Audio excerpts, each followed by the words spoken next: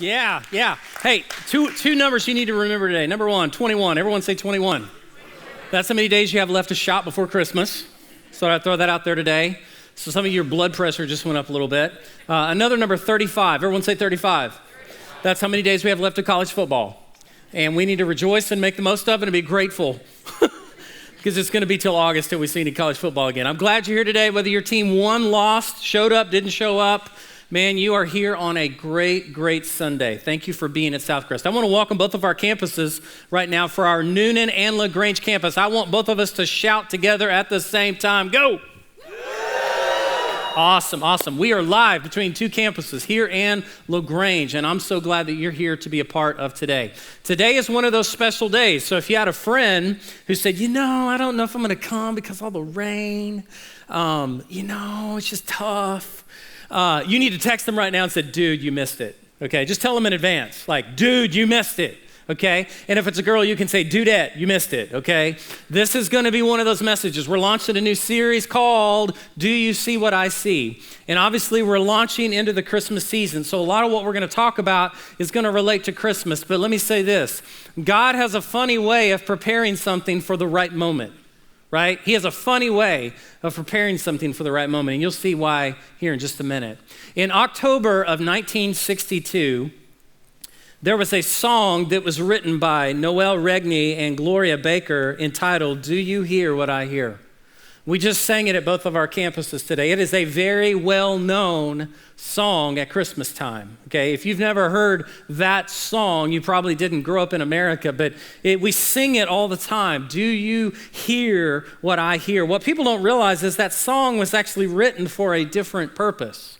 In October of 1962, some of you may know this, you may not, America was facing the threat of nuclear war. There was a crisis going on called the Cuban Missile Crisis. And Russia had taken missiles and had put them off the coast of Cuba, literally hundreds of miles away from America. And everyone was living in the fear that somehow we were going to be attacked and we were going to face nuclear threat. So these two songwriters got together and here's what they said. We want to write a song that will help take people's eyes off the current crisis.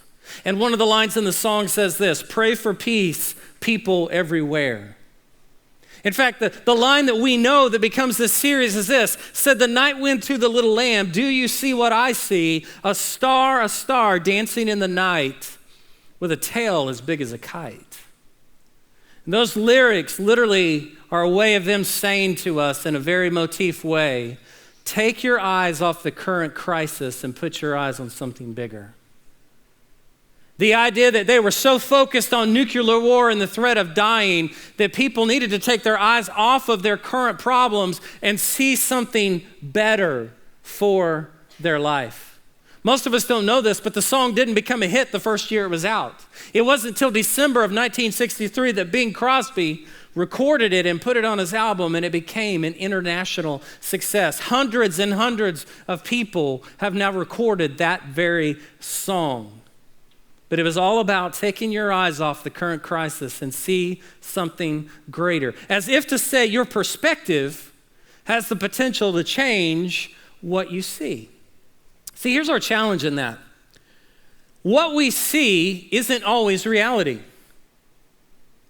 Because sometimes we only see what we see. We don't see what someone else says, and more importantly, we don't always see what God sees.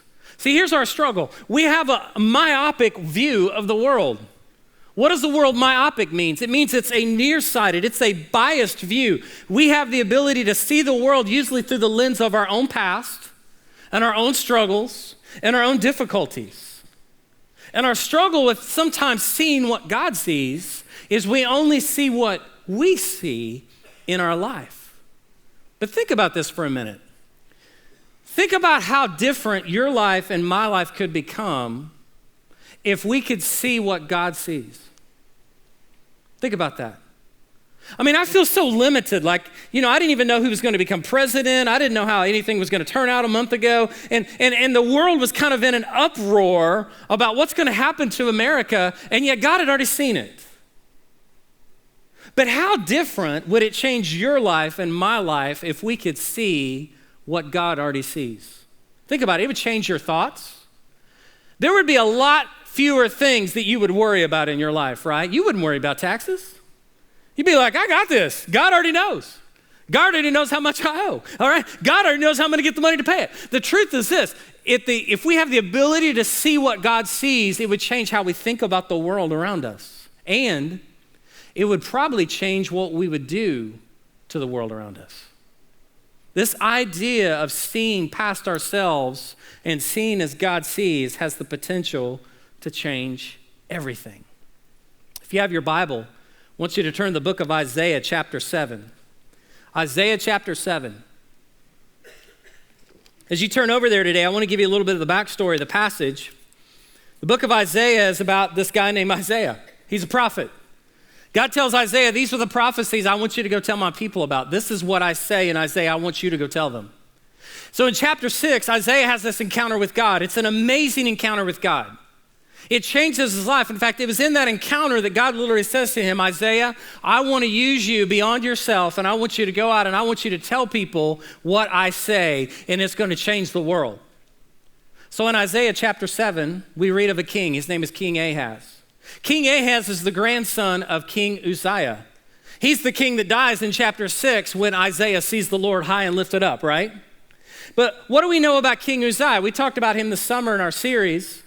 That King Uzziah was so strong and so comfortable and confident in and of himself that he didn't trust God. And what went wrong is he became too strong.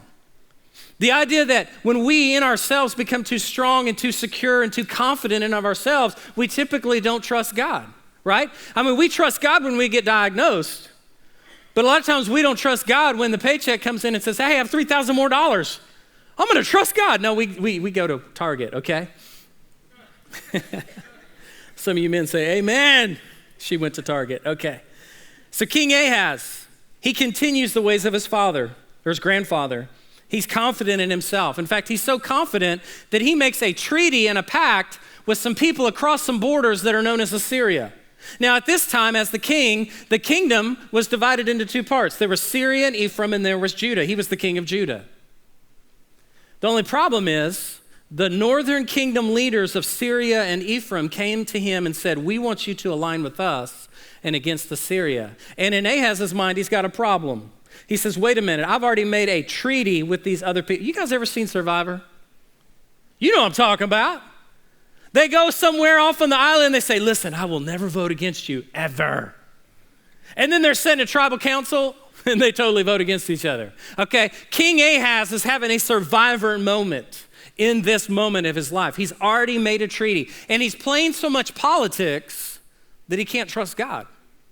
In fact, he's not trusting God for anything. He's like, man, I can do this on my own. And then Syria and Ephraim decide, you know what? The only way we can protect ourselves against the Assyrians is to get King Ahaz out. So they're trying to figure out a way to take him out because they want their guy in. And so what happens in the midst of this? The prophet Isaiah, he comes to Ahaz, and Ahaz is afraid because he sees all these people coming around him about to destroy him. And here's what he says to Isaiah. Isaiah, I want you to go King Ahaz, and I want you to give him a sign. In fact, I want you to tell him what I see. Not what he sees, but what I see.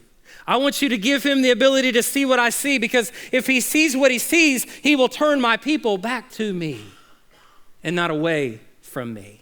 And that's where we catch up with the story. Look at verse 10. Again, the Lord spoke to Ahaz. Ahaz, the Lord your God, ask the Lord your God for a sign, whether in the deepest depths or in the highest heights. In other words, God says, I want you to see what I see. And look what happens here, verse 12. But Ahaz says, I will not ask. I will not put the Lord to the test. Now, at that moment, you go, wait a minute. He had to be a godly king. He's sitting there saying to God, God, I'm not going to test you. Now, here's what he was saying. Has God ever told you to do something in your life and you tried to figure out a way to get out of it?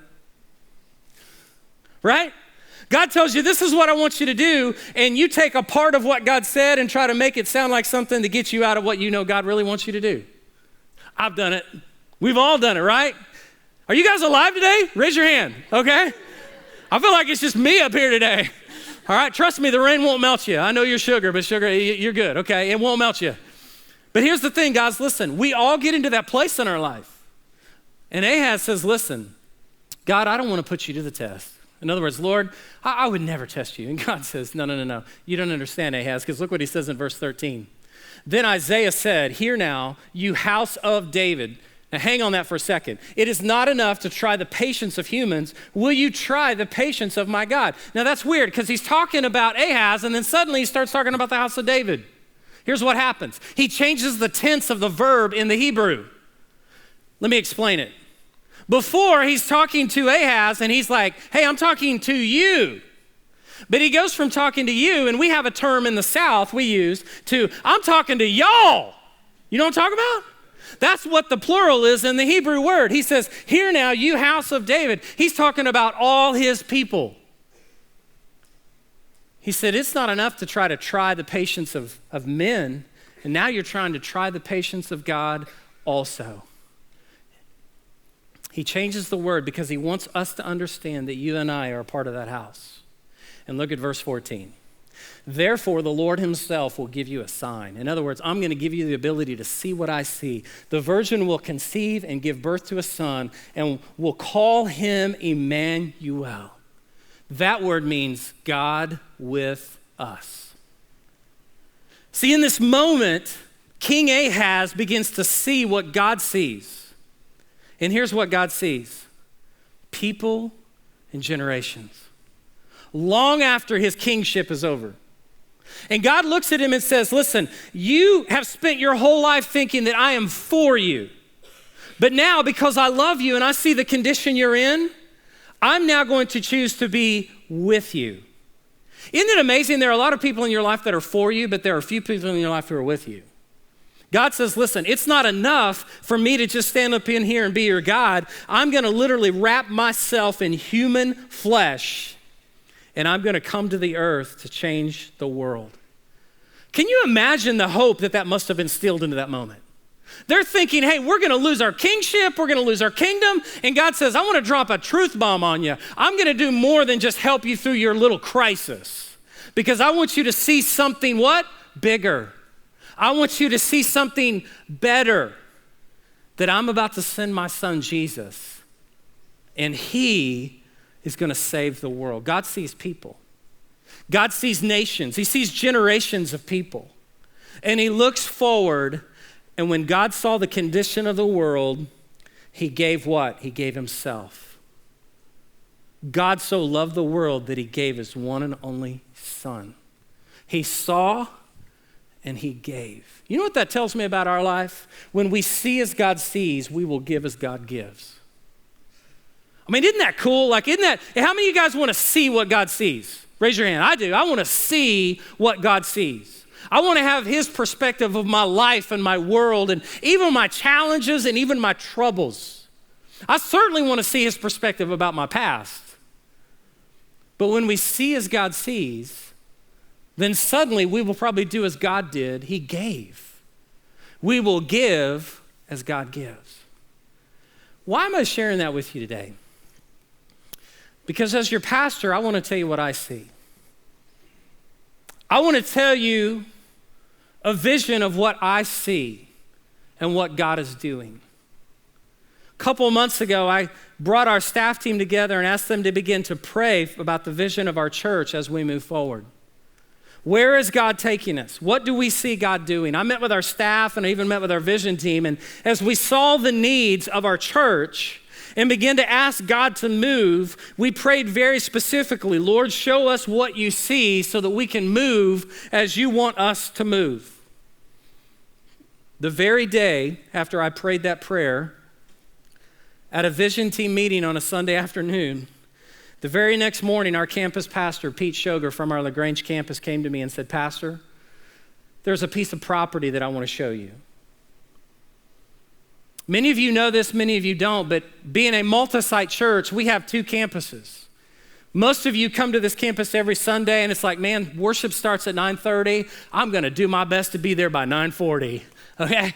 Our LaGrange campus, they set up and tear down every week.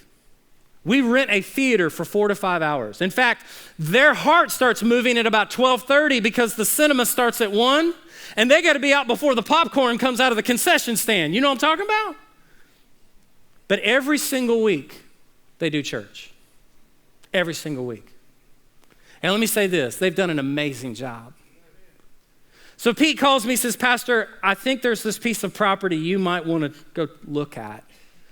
That following Friday, we take 2 of our vision team guys and a couple of our staff, and we go down to LaGrange, and we see a piece of property with the availability to lease in the city of LaGrange in a long-term scenario. We toured it, we walked through it, and what we saw amazed us.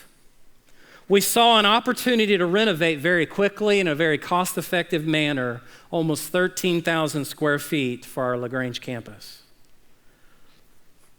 Giving us room to do worship, kids ministry, have office space for our staff down there, and to have parking.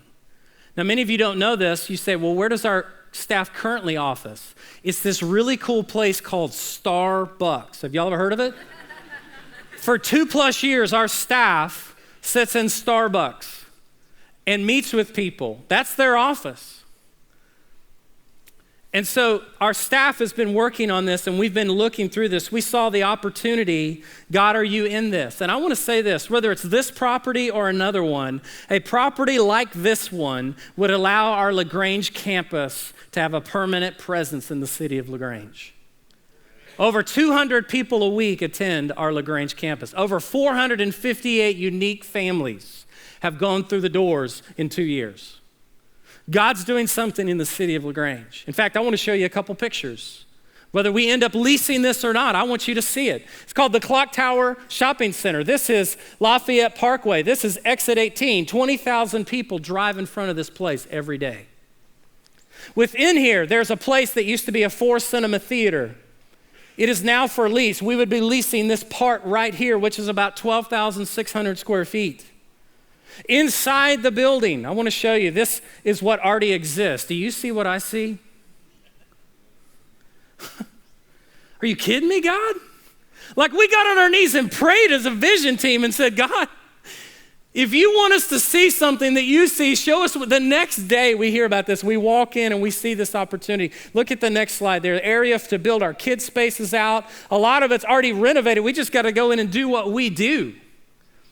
And then you say, but Shawn, it's a shopping center. The parking problems are going to be horrible. Well, that's what we thought too as we're going. The first thought in our mind is we can't park enough people here on Sundays until we go out the back door and realize that there's a whole parking area designated for us as the anchor tenant of this shopping center.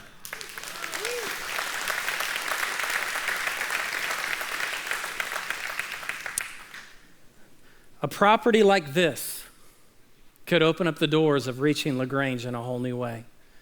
You say, well, what have you done about it? We've been meeting with the owners, talking to them about a potential lease on the property. And I want to say honestly to both of our campuses today, this may happen, this may not happen. But here's what this has done for our staff and our vision team. God is calling us to move forward and see what he sees. And regardless if this property happens or not, God wants us to have a permanent presence and a permanent campus in the city of LaGrange. Of that, we are sure, okay? Our staff has been meeting with builders, meeting with electricians, meeting with people to understand the cost, and we've been securing bids. At the same time, there's needs at our Noonan campus, and I want to talk about that for a second. Our church continues to grow and change. In August of 2017, we will have been in this room, this worship center, for 5 years. Can you believe that? 5 years. Think of that's awesome. Think of the lives that have been changed in this place. Think of the families that have been restored in this place. Think of the teenagers that have come in here on Wednesday nights and given their life to Christ in this place. It's amazing. But as we continue to think about that, you also need to think that this building alone, we've been in this building in August 10 years. This space is only 5 years old. The rest of the building is 10 years old that we have been in and have been occupying this space. We have many needed upgrades and repairs that we need to address and that can no longer wait. We finished our worship center in 2012 on a very lean budget. In fact, I want to praise our staff and our people because they have done more with less over the last 5 years, and they have done it with excellence. However, many of the renovations, pieces of gear, ministry spaces are now in need of repair, expansion, and upgrades. In addition, we moved into this building in 2007, and our preschool and kids space was good for where we were as a church. We were running about 800 or 900 people. We now have over 3,000 members. Have you seen our preschool hallway lately? When you're a church running 6, 7, 8, 900 people, that suffices. We were going to put our staff team down there and take a little photo for you.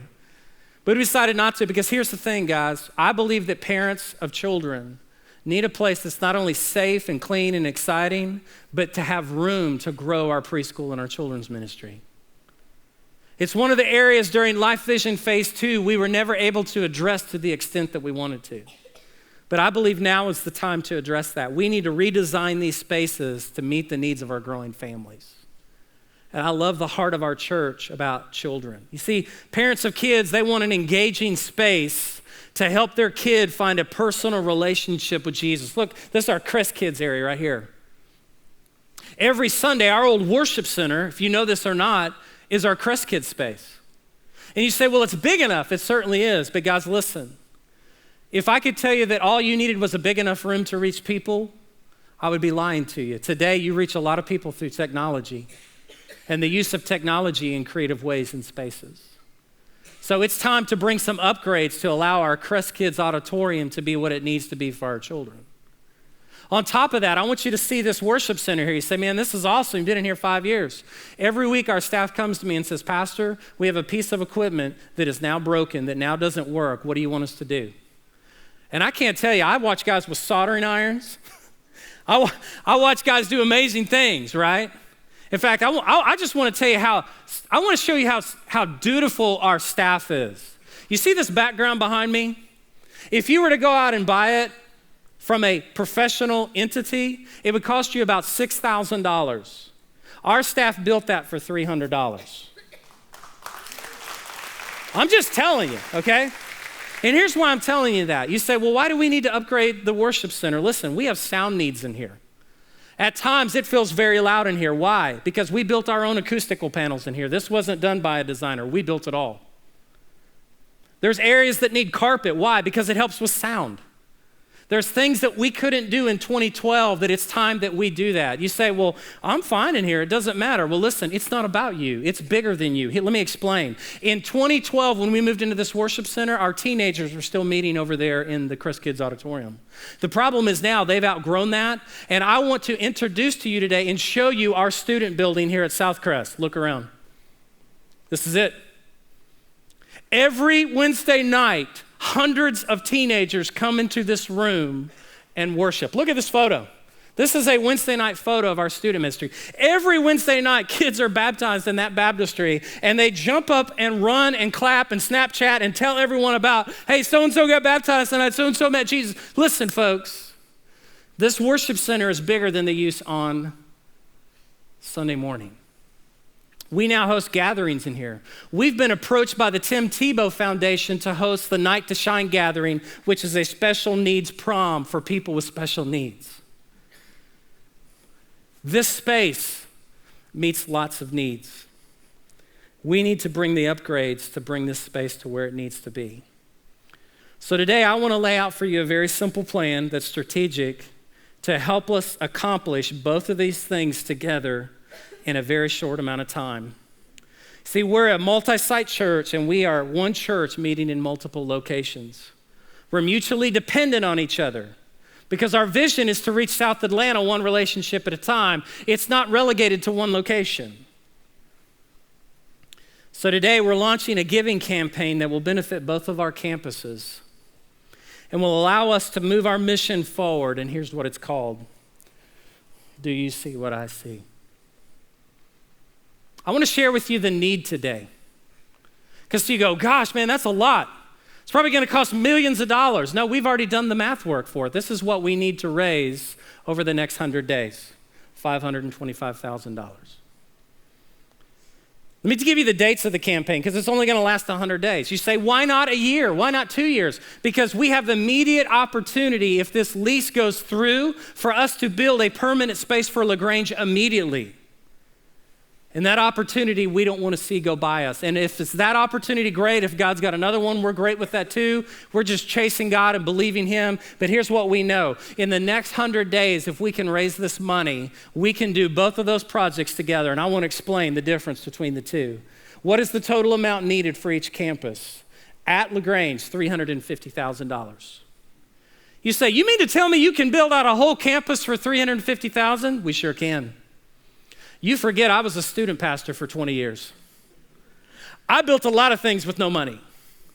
And here's what I know. I know how to make every dollar, and our staff team knows how to make every dollar count. And let me tell you what, if we raise this money together as part of this $525,000, it will provide for the permanent build out of a campus in the city of LaGrange. And that's huge.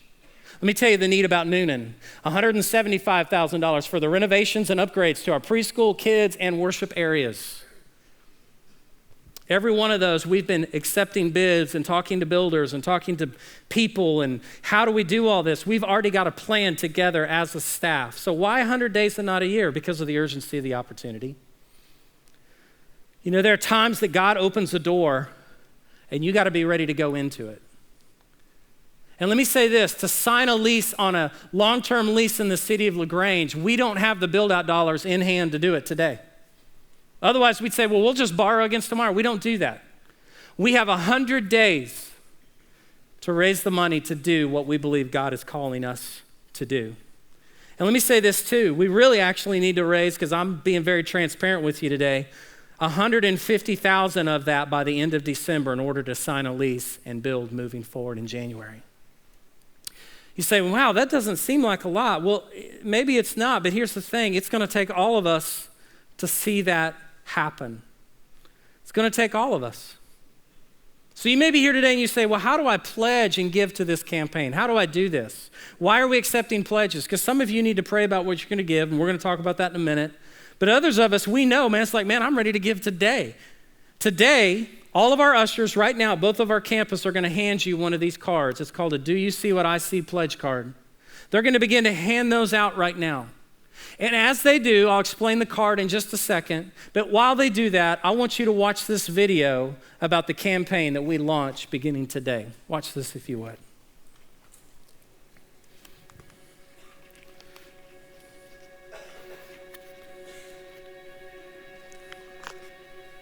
Do you see what I see? I see a church that for 16 years has loved South Atlanta one relationship at a time. A church that in the past year alone has seen more salvations and baptisms than any other year in its history. I see a church that is committed to making a lasting impact in Coweta and Troup County.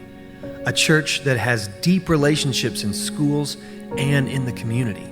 A church that has trusted God and has followed him at all cost. But I see more. Do you see what I see? I see a church that is willing to do whatever it takes to share the love of Jesus. A church that is ready for what God has next. I see a church that has established itself in Troup County and is ready for a permanent location. A church that wants to expand throughout South Atlanta. A church that gives out of the overflow of their heart. A church that is the future of the next generation. I see a church that is being the church. I see SouthCrest. God has given our church an incredible opportunity to impact his kingdom. Over the next 100 days, we are asking you to join us in our Do You See What I See giving campaign as we move forward with all that God has planned for our church.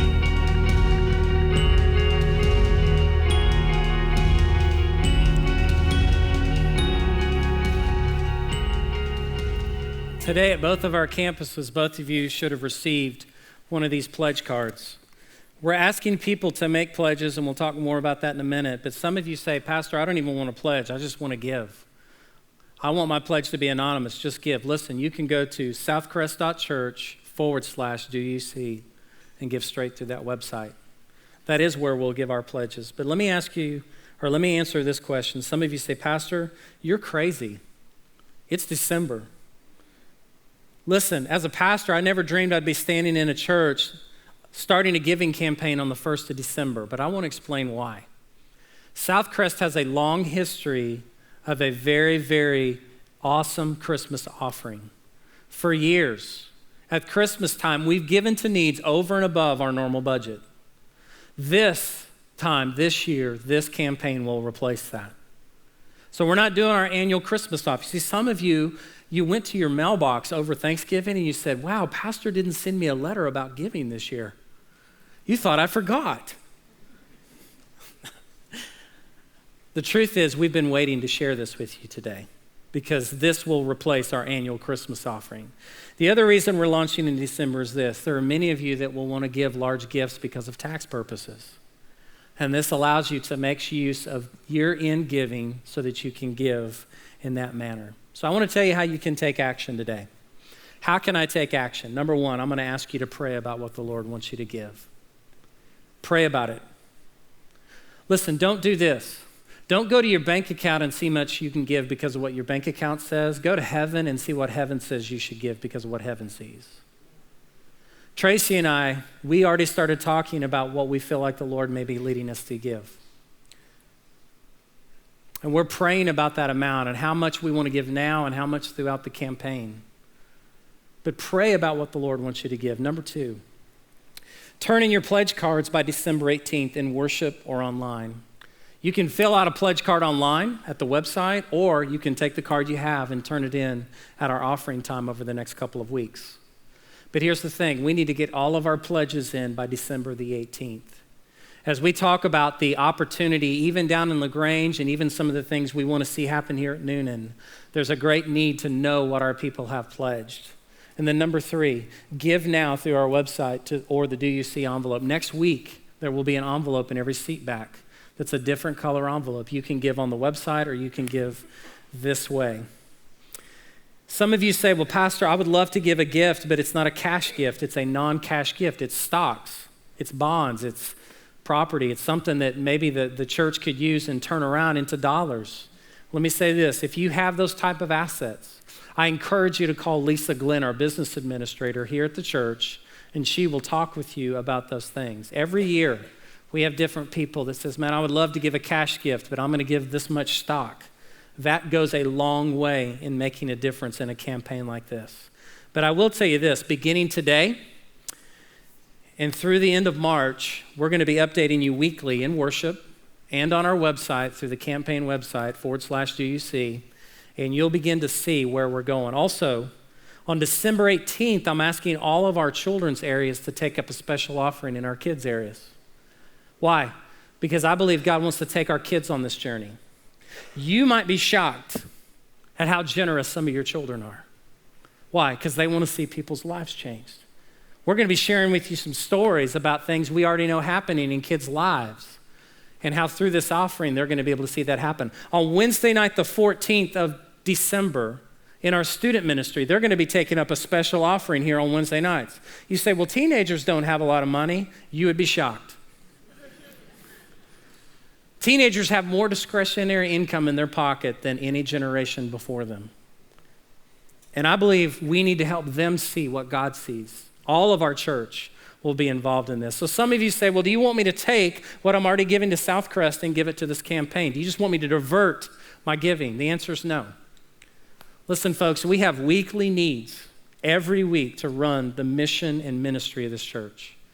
Whether it's our facilities, our ministry budgets, our staff, we count on people giving consistently to our general budget. Please don't take money you would give to the general budget and give it to this campaign.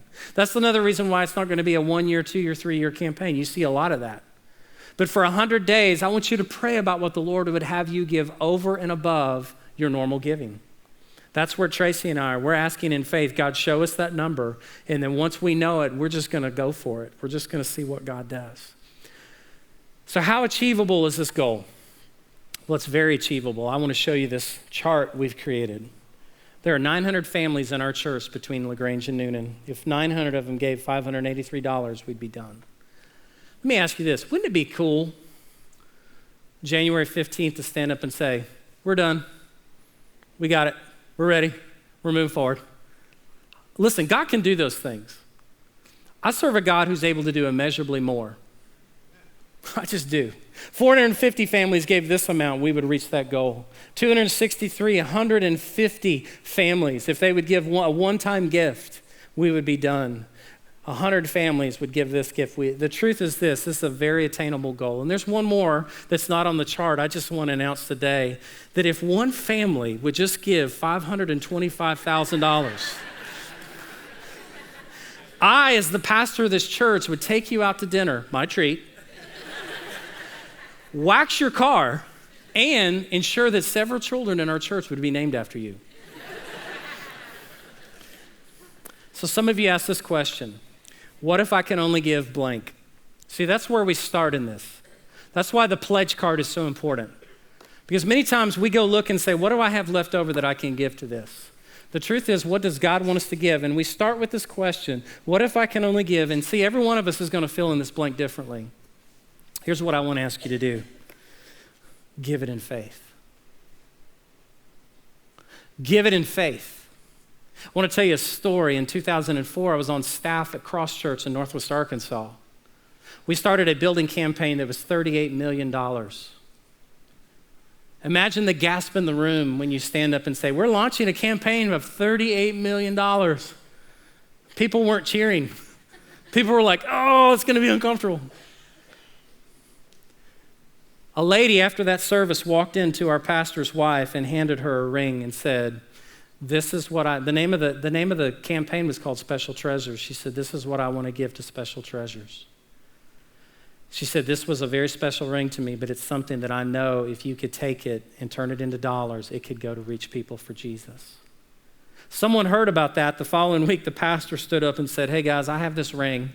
If anyone would like to buy it, all the money will go to our campaign. Someone walked in that week and paid $1,000 for that ring. 2 weeks later, someone paid $3,500 for that ring. People kept walking up saying, can I buy that ring? People would want to know on Sunday, how much is that ring worth now? Well, the last person just bought it for $7,000. Would you like to buy it?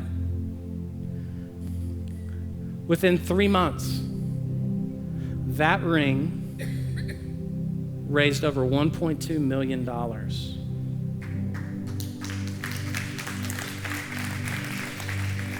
I was there to see that miracle happen.